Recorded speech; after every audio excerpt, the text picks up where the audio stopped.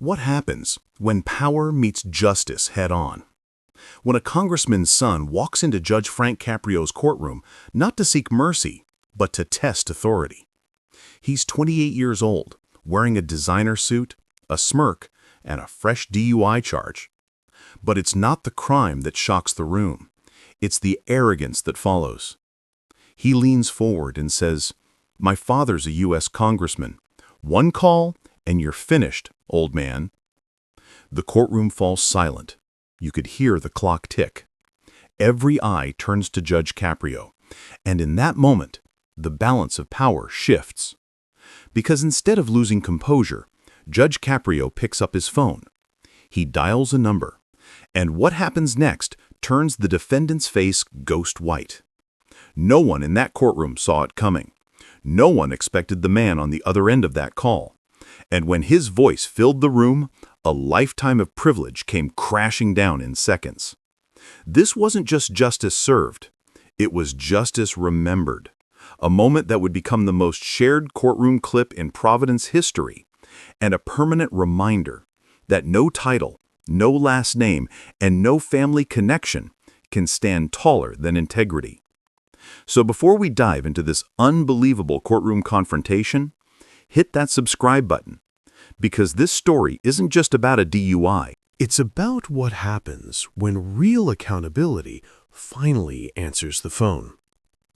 It's a humid Tuesday morning in July, and Providence Municipal Court is handling its typical docket of traffic violations and minor infractions. Judge Frank Caprio, now 76 years old, sits at his bench reviewing the morning docket.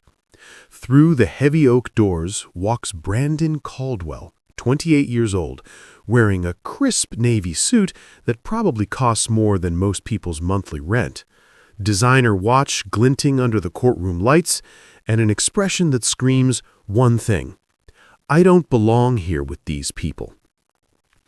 His attorney, Marcus Weinstein, from a high-priced Boston law firm, walks beside him carrying a leather briefcase.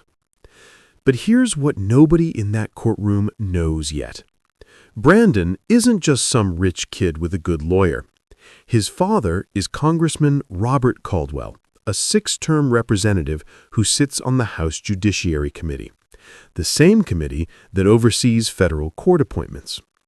Brandon approaches the defendant's table with the casual arrogance of someone who's never faced real consequences in his entire life. He doesn't remove his sunglasses, he doesn't stand up straight, he certainly doesn't show the respect that every other defendant has shown that morning.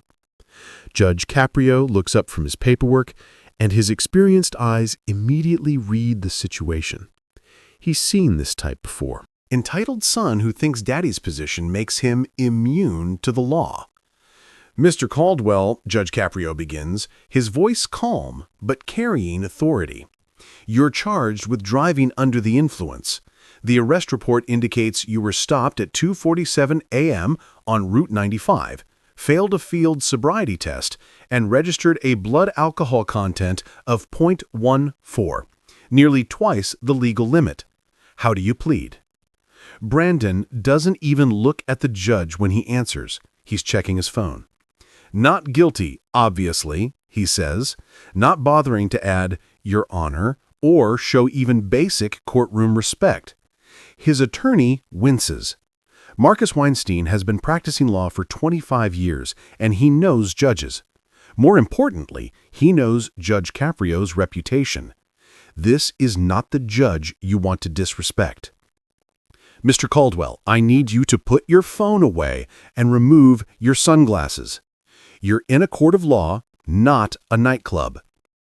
Brandon slowly, deliberately takes off his sunglasses, but he doesn't put the phone away. Instead, he looks directly at Judge Caprio with a smirk that makes everyone in the courtroom uncomfortable. "Is there a problem, Mr. Caldwell?" Judge Caprio asks, his patience already wearing thin. And this is where everything changes. This is the moment that will be replayed millions of times online. Brandon leans forward, places both hands on the defendant's table, and says the words that will haunt him forever. "Yeah, actually, there is a problem. The problem is, I shouldn't even be here. That cop had no right to pull me over. My father is Congressman Robert Caldwell. He sits on the House Judiciary Committee. One phone call from him and you're done, old man. So why don't we just skip this whole charade and dismiss this joke of a charge? The courtroom goes dead silent. Marcus Weinstein's face turns bright red. He grabs Brandon's arm, trying to make him sit down, but the damage is already done. The court reporter stops typing just to process what she just heard. Other defendants in the gallery exchange shocked looks. Did this kid just threaten a judge? But here's what makes Judge Frank Caprio different from other judges. He doesn't explode. He doesn't start yelling. Instead, Judge Caprio does something that reveals why he's one of the most respected judges in America. He removes his reading glasses slowly, sets them down on his desk with careful precision, and looks at Brandon with an expression that's somehow more intimidating than any amount of shouting could be. "Mr. Caldwell," Judge Caprio says, his voice quiet but carrying to every corner of the courtroom. "Did you just threaten this court?" Brandon, too arrogant to realize he's standing on the edge of a cliff, doubles down. "I didn't threaten anybody. I stated a fact. My father has connections, real connections. You're just a municipal court judge in Providence, Rhode Island. Do you really think you have more power than a United States congressman?" Judge Caprio stands up from his bench. It's his signature move when something has crossed the line. "Mr. Weinstein," Judge Caprio says, never taking his eyes off Brandon, "does your client understand the concept of contempt of court?" The attorney is desperately trying to salvage the situation. "Your Honor, if I could just have a moment to speak with my client." "You've had several moments, counselor. Your client has made his position very clear. He believes his father's position makes him above the law. He believes he can threaten a sitting judge without consequences." Judge Caprio walks around to the front of his bench, getting closer to Brandon. "Let me tell you something, Mr. Caldwell. I've been on this bench for 30 years. I've seen countless defendants come through that door. And you know what I've learned? The law doesn't care who your father is. Justice doesn't care about your last name." Brandon laughs nervously. "What are you going to do? Give me a lecture? Fine." "Me? My family has more money than I'm going to do something better than that." Judge Caprio interrupts. "I'm going to give you an education and accountability. But first, let's address your claim about your father." And this is it. This is the moment everyone has been waiting for. Judge Caprio walks back to his bench, picks up his desk phone, and starts dialing. The courtroom is so quiet you can hear the individual tones as he presses each number. Brandon's smirk starts to fade. "What are you doing?" Brandon asks, uncertainty creeping into his voice. "I'm taking your advice, Mr. Caldwell. You suggested I should know about your father's position and power, so I'm going to call him right now." Brandon's face goes white. "You can't just call a congressman." "Actually, I can. Let's give him a call, shall we?" Judge Caprio puts the phone on speaker. The ringing echoes through the silent courtroom. Once, twice, 3 times. Brandon is gripping the edge of the table so hard his knuckles are turning white. On the 4th ring, a professional female voice answers. "Congressman Caldwell's office? This is Jennifer speaking." "Good morning, Jennifer. This is Judge Frank Caprio from Providence Municipal Court in Rhode Island. I need to speak with Congressman Caldwell regarding an urgent matter involving his son." "Is the congressman available?" There's a pause. "Judge Caprio, one moment, please. The congressman is in a committee meeting, but I believe he'll want to take this call." The hold music plays. Brandon is sweating now, visibly sweating. His earlier confidence has completely evaporated. After 45 seconds, the hold music cuts off. "Judge Caprio?" A deep, authoritative voice comes through the speaker. "This is he, Congressman?" Thank you for taking my call. I have your son Brandon here in my courtroom on a DUI charge, and I thought you should be aware of the situation."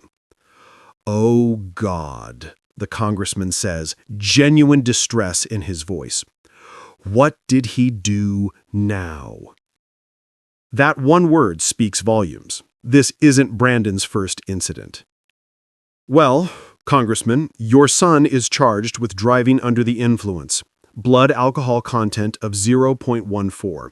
But that's not why I'm calling. I'm calling because your son just threatened this court.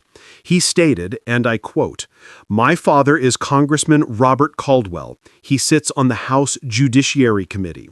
One phone call from him and you're done, old man.'" The silence from the phone is deafening. Then he said, "What?" The congressman's voice has transformed into anger. Not anger at Judge Caprio, anger at his son.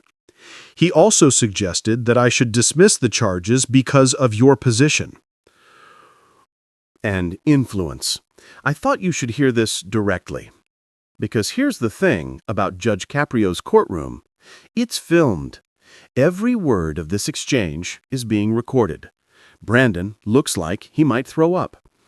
"Judge Caprio," Congressman Caldwell says, his voice heavy with shame, "I need to be absolutely clear about something. I have never, not once, in my 12 years in Congress, used my position to interfere with law enforcement or the judicial process. I have never asked for special treatment for my family, and I certainly never authorize my son to invoke my name as some kind of get-out-of-jail-free card." The congressman takes a breath. "Judge Caprio, I want you to handle this case exactly as you would handle any other DUI case. No special treatment. In fact, if he's found guilty, I want you to throw the book at him. My son needs to learn that actions have consequences and that our family name doesn't put him above the law." Brandon is staring at the speakerphone in horror. "Brandon, I know you can hear me," his father continues. "I am ashamed of you. Not because you made a mistake. Everyone makes mistakes. I'm ashamed because you tried to use my name to escape responsibility. You threatened a judge who's dedicated his life to serving his community. You've embarrassed me. You've embarrassed our family, and you've embarrassed the office I hold. When this is over, when Judge Caprio has rendered his verdict, you and I are going to have a very serious conversation about your future. But right now, I want you to apologize to Judge Caprio." Brandon is crying now, all the arrogance, all the entitled swagger completely gone. He looks like what he really is, a scared kid who just realized he's in serious trouble. "Mr. Caldwell," Judge Caprio says gently, "your father has said his piece. Now I'd like to hear from you." Brandon wipes his eyes. His voice when he speaks is small and shaky. "Your Honor, I'm sorry. I was completely out of line. I was disrespectful to you, to this court, to my father. I don't have an excuse. I made a terrible decision to drive after drinking. And then I came in here thinking I could use my father's name to make it go away. But my father is right. I need to face consequences." Judge Caprio nods slowly. "Congressman Caldwell, are you still there?" "I'm here, Judge. I appreciate your candor and your commitment to accountability." "Thank you, Judge. And again, I apologize for my son's behavior." The line clicks off. What happens Next is a masterclass in judicial authority mixed with compassion. Judge Caprio doesn't just punish Brandon for the sake of punishment. He educates him. "Caldwell, you're facing several charges now. The original DUI charge and contempt of court for threatening this court. However, I've been doing this job long enough to know the difference between someone who's truly malicious and someone who's simply never been held accountable before. You fall into the second category." Judge Caprio leans forward. "Your father is right about one thing. You've had every advantage in life: good schools, good family, financial security. But somewhere along the way, you learned the wrong lessons.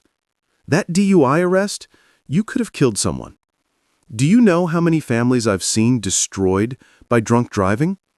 So, here's what's going to happen. You're going to plead guilty to the DUI charge because you are guilty. Brandon nods. Yes, Your Honor, I plead guilty. Your license is suspended for 6 months. You'll pay the maximum fine of $500. You'll complete 100 hours of community service at a substance abuse treatment center. You'll attend DUI education classes. And you'll attend AA meetings for the next year weekly with proof of attendance. Brandon is nodding to everything. Yes, Your Honor. You're also going to write 3 letters. The first, to your father, explaining what you've learned. The second, to this court, detailing your community service experience. And the third letter will be to yourself 10 years from now. You're going to explain the man you hope to become. Because, Mr. Caldwell, you're 28 years old. You're still young enough to change the direction of your life. As for the contempt charge, I'm not going to fine you or jail you for it. Instead, I'm going to use it as a teaching moment.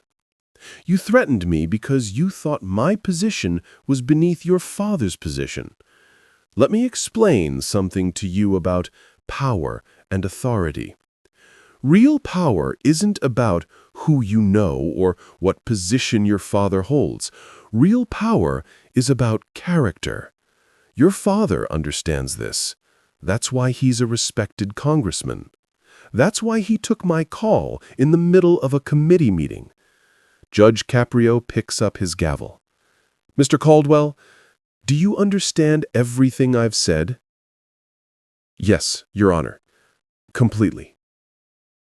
Do you have any questions? No, Your Honor. Thank you for giving me a chance to make this right. But Judge Caprio isn't finished. Rick Caldwell, before you leave, I want to tell you a story. When I was 28 years old, right around your age, I made mistakes too. I had people in my life who cared enough to set me straight.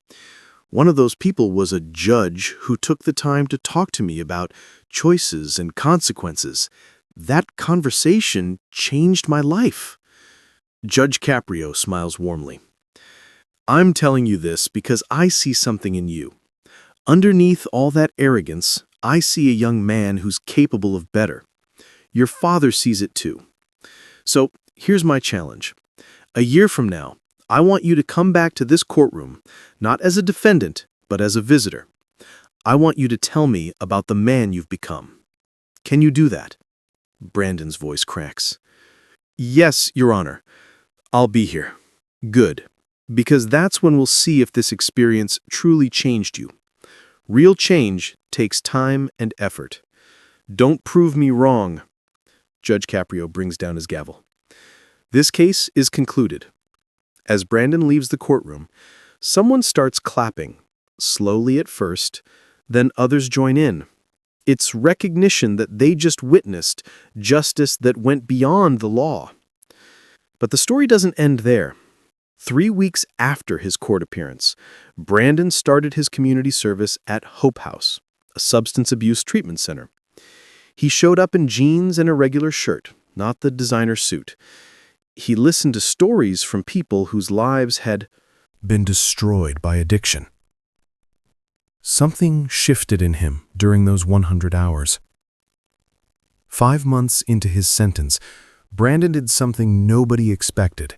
He contacted Judge Caprio's office and asked if he could do additional volunteer work. He wanted to speak at high schools about drunk driving consequences. Judge Caprio approved it, and Brandon discovered he was good at it. When he spoke to teenagers about his arrest, about threatening a judge, about his father's reaction, they listened. 8 months after his court appearance, Brandon wrote his 3 letters. The letter to his father was heartfelt, acknowledging years of entitlement. The letter to Judge Caprio detailed his transformation. But the letter to his future self outlined the man he wanted to be at 38, someone who used his advantages to help others, someone who earned respect through character, someone his father could be proud of. And then came the promised return. Exactly 1 year later, Brandon Caldwell walked back into Judge Frank Caprio's courtroom as a visitor. The courtroom was packed. When there was a break, Judge Caprio looked up and saw him. "Mr. Caldwell, welcome back. Would you like to address the court?" Brandon stood, and the difference was remarkable. "Your Honor, I promised I'd come back and tell you about the man I've become." For 8 minutes, Brandon shared his journey, the community service that opened his eyes, the AA meetings that taught him humility, the school presentations where teenagers called out his privilege. He mentioned enrolling in a social work graduate program, wanting to work with at-risk youth. "Your Honor, a year ago, I walked in here as the worst version of myself, entitled, arrogant, completely disconnected. I thought my last name made me special. But you taught me something. Real power is about character. It's about taking responsibility. I can't take back the drunk driving or the disrespect, but I can move forward differently. And I am." Judge Caprio stood and walked around his bench. He extended his hand. Brandon shook it, and Judge Caprio pulled him into a brief hug. "Mr. Caldwell, you've just demonstrated what justice looks like when it works. Not just punishment, but transformation." He turned to the courtroom. "This is what accountability looks like. Mr. Caldwell came in here a year ago as a cautionary tale. He's leaving today as an inspiration." The courtroom erupted in applause. "However, Mr. Caldwell, I have one more challenge. Your father is up for re-election next year. I want you to work on his campaign. Out front, tell your story. Let voters see what accountability looks like." Brandon nodded. "I'll do it." Your Honor, thank you for the phone call. Thank you for not letting me hide. 18 months later, Congressman Robert Caldwell won re-election by his largest margin ever. Campaign ads featured Brandon talking about his DUI and transformation. Voters responded to the authenticity. 2 years after that, Brandon graduated with his master's in social work. Judge Caprio wrote him a recommendation letter. Today, Brandon runs a nonprofit called Second Chances, providing support for people with DUI charges. He still speaks at high schools, bringing Judge Caprio's message. Real power comes from character. Respect is earned through actions, and we all have the capacity to become better. Every year, on the anniversary of his court appearance, Brandon visits Judge Caprio. They have lunch and talk about Brandon's work. The footage of Brandon's courtroom moment has now been seen by more than 15 million people across the world. Law schools call it a masterclass in judicial leadership. But to Brandon, it wasn't about the views, the headlines, or the viral fame. It was about the moment he finally understood what real strength looks like. He learned that his father's title didn't make him special, but his father's values could. That power built on arrogance collapses, but respect built on humility endures. He discovered that threats close doors, but character opens them. And it was Judge Frank Caprio who made sure that lesson wasn't lost.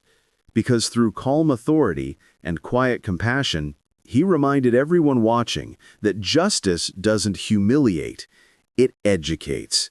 That accountability, when guided by empathy, doesn't destroy lives, it rebuilds them. What the world saw that day wasn't just a courtroom, It was a classroom, and Judge Caprio was teaching a generation that the law is strongest when it's human. So if this story moved you, if Brandon's change inspired you, if Judge Caprio's wisdom reminded you that fairness still has a voice, then don't just scroll past. Hit that like button, share this video, subscribe to Case Closed. Because here, we don't just tell courtroom stories. We honor the judges who restore faith in justice. Judge Frank Caprio showed the world that real power isn't in who you know, it's in how you treat those who can't do anything for you.